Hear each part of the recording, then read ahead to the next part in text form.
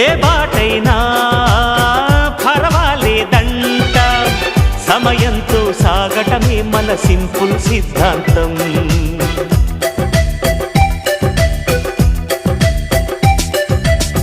చిరుగాలికి పరిమళమిచ్చే సిరిమల్లెల వనమై ఉందాం, గగనాన్ని నేలను కలిపే హరివిల్లుల బంతెన అవుదాం.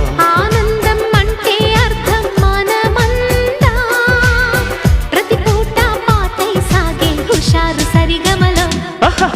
ఎన్నో ఎన్నో రాగాలుండే సంగీతం కాదా, చల్లకి నవ్వుల కేరింత.